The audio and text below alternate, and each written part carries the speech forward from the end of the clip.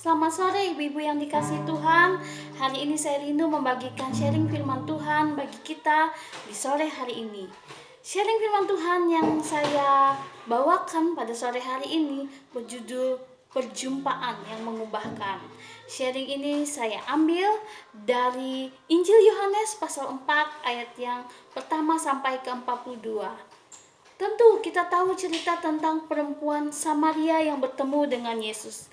Dan perjumpaan perempuan Samaria inilah yang mengubahkan hidupnya. Apa yang terjadi dengan pertemuan Yesus dan perempuan Samaria ini sehingga mengubahkan hidupnya, saya akan mencoba membagikannya bagi ibu-ibu sekalian. Yang pertama, apa yang diubahkan? Tentu saja yang diubahkan adalah hidup perempuan Samaria ini. Ada apa dengan hidupnya? Kalau kita lihat hidup lama perempuan Samaria ini sangat jelas. Yang pertama, di konteks itu dikatakan bahwa dia perempuan Samaria dan Yesus adalah seorang laki-laki. Orang Samaria saja dan orang Yahudi saja tidak bergaul. Mereka bermusuhan. Bangsa Samaria dan bangsa Yahudi itu bermusuhan. Apalagi seorang perempuan dengan laki-laki yang derajatnya jauh berbeda. Tidak mungkin mereka bisa bercakap-cakap. Tapi kita lihat Yesus menegur perempuan Samaria ini. Kemudian yang bisa kita lihat adalah mengapa hidup perempuan ini? Sangat jelas Yesus mengatakan bahwa perempuan ini hidup dalam dosa. Dia punya 5 suami, bahkan yang sekarang bersama dia itu bukan suaminya. Kehidupan yang sangat kelam, sehingga membuat perempuan ini menarik diri dari lingkungannya, dari masyarakatnya. Dengan jelas kita bisa lihat bahwa dia pergi mengambil air di siang hari di saat semua orang tidak ada. Mungkin dia menghindari dari percakapan orang, mungkin dia menghindari orang-orang melihat dia. Tapi hidupnya diubahkan. Kenapa? Karena dia mengalami perjumpaan dengan Tuhan. Perjumpaan seperti apa yang dialami perempuan Samaria ini sehingga mengubahkan hidupnya? Saya ketika mempelajari, membaca ini dan saya menyelidiki lebih dalam, ternyata saya temukan suatu hal yang sangat menakjubkan yang membuat saya juga terpesona akan firman Tuhan ini. Yang pertama adalah perempuan ini ketika bertemu Yesus, bahkan dia menganggap Yesus sinis. Kalau kita lihat perempuan ini mengatakan, apa yang engkau mau dari aku? Dia memanggil Yesus dengan engkau. Ada nada sinis. Karena kenapa? Perempuan ini tahu dia seorang Samaria dan Yesus adalah orang Yahudi. Jenjang yang sangat jauh yang tidak boleh mereka lakukan. Tapi tidak sampai itu saja. Walaupun ada perbedaan budaya, tapi perempuan ini tetap mau merespon Yesus. Yang kita pelajari adalah ketika perempuan ini mengalami perjumpaan, Yesus menegur dia. Perempuan ini merespon. Ayo ibu-ibu, kita seringkali Tuhan Yesus mengetuk hati kita. Seringkali Yesus memanggil kita. Mari kita seperti perempuan ini, respon setiap panggilan Yesus. Dengan apa? Kapan kita mengalami perjumpaan dengan Tuhan? Saat teduh, saat kita ibadah bersama, atau saat kita membaca firman Tuhan. Berapa hari yang lalu saya mendengar membaca satu semacam kata-kata bijak gitu yang disampaikan oleh teolog, mengatakan bahwa jika Anda ingin mendengarkan suara Tuhan, maka bacalah firman Tuhan itu dengan keras-keras. Ya, karena kita tahu bahwa firman Tuhan itu adalah perkataan Tuhan Yesus, firman Allah. Oleh sebab itu kalau kita ingin mengalami perjumpaan dengan Tuhan, mari kita berikan waktu kita membangun saat teduh kita dengan Tuhan. Mengalami perjumpaan, respon setiap panggilan Tuhan. Yang kedua, perjumpaan yang bagaimana sehingga membuat perempuan ini mengalami perubahan.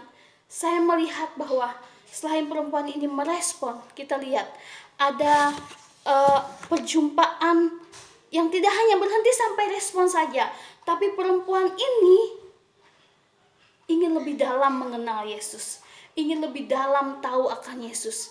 Kita lihat ada step-stepnya. Dari tadi perempuan ini hanya memanggil dia engkau, tapi kemudian dia tahu bahwa ini harus dihormati, dia memanggil dia Tuhan atau Tuhan di situ dikatakan. Tidak hanya sampai situ, ketika Tuhan Yesus mengatakan tentang siapa perempuan ini tanpa perempuan ini menceritakan hidupnya, tapi Yesus bisa menebak dengan benar. Maka perempuan ini menganggap Yesus sebagai nabi. Tapi Yesus mengatakan tidak sampai situ saja, bahwa Yesus mengatakan bahwa dialah, ketika perempuan ini mengatakan ada Kristus yang akan dijanjikan menyelamatkan bangsa kami. Dan Yesus mengatakan, akulah Kristus yang dimuatkan itu. Dan perempuan ini menjadi percaya.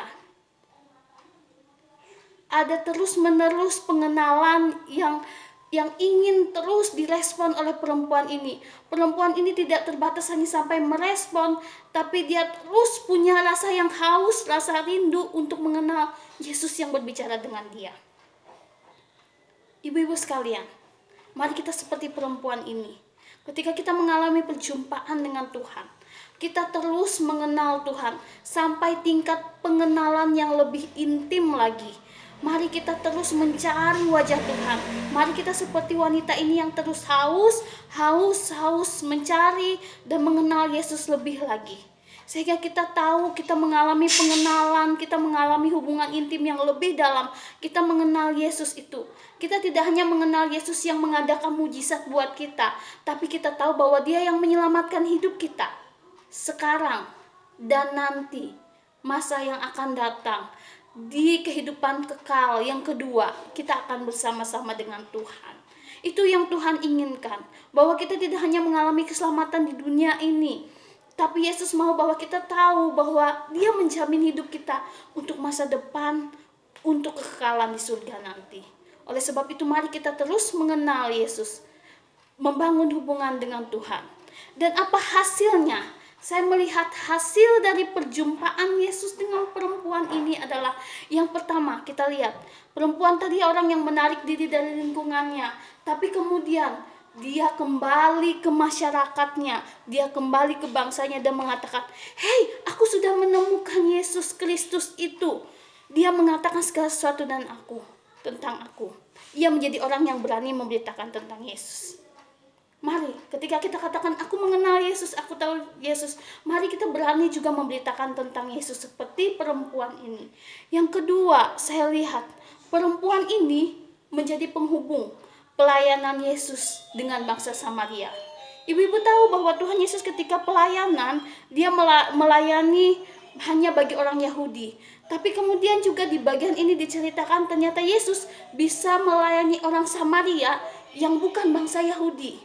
Karena bangsa Samaria dan bangsa Yahudi seperti yang saya ceritakan punya hubungan yang tidak baik. Tapi Yesus bisa masuk, bahkan dikatakan Yesus bisa melayani mereka 2 hari. Dengan perantara siapa? Perempuan ini. Saudaraku, kita adalah duta Allah. Kita pengantara, pemberita Injil antara Allah yang ada di atas dan kita di sini, menjadi rekan sekerja Allah.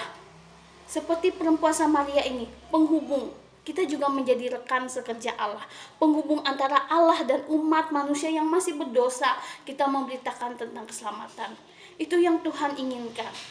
Oleh sebab itu, ibu-ibu, wanita yang dikasih Tuhan, mari kita mengalami perjumpaan dengan Tuhan. Ketika Tuhan memanggil kita, ketika Tuhan mengetuk hati kita, mari kita respon dan kita mengalami perjumpaan dengan Tuhan lebih lagi. Kita terus haus mencari wajah Tuhan, membangun hubungan dengan Tuhan.